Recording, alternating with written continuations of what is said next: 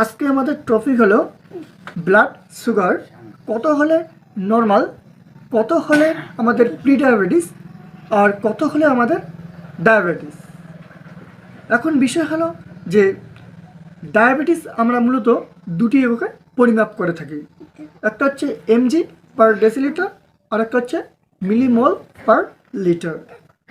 এখন ডায়াবেটিস আমরা দুই সময়ে টেস্ট করতে পারি, একটা খাবার পর আর একটা হচ্ছে খাবার আগে। অর্থাৎ খালি পেটে যদি আমরা ডায়াবেটিস টেস্ট করি তাহলে তার নর্মাল রেঞ্জ যেটি রয়েছে সেটি হবে 100 mg পার ডেসিলিটার, আর প্রি ডায়াবেটিস তার হবে 100 থেকে 125 mg পার ডেসিলিটার, আর ডায়াবেটিস হবে আমাদের 126 mg পার ডেসিলিটার।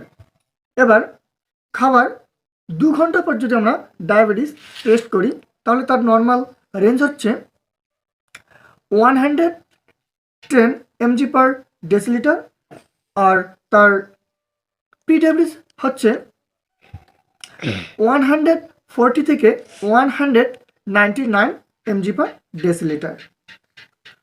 আর খাবার 2 ঘন্টা পর ডায়াবেটিস হচ্ছে আমাদের 200 mg পার ডেসিলিটার, অর্থাৎ 200 mg পার ডেসিলিটারের যদি উপরে চলে যায় তাহলে সেটা আমরা সম্পূর্ণরূপে ডায়াবেটিস গণ্য করব। আজকে আমরা যে কথাগুলো বললাম সেগুলো আপনারা বাড়িতে গ্লুকোমিটার এনে, ডিজিটাল গ্লুকোমিটার এনে সেই টেস্টটি করতে পারেন। আমার সেই ভিডিওটা আগের দেওয়া হয়েছে, সেখান থেকে দেখে আপনারা গ্লুকোমিটারের মাধ্যমে টেস্টটি করতে পারেন।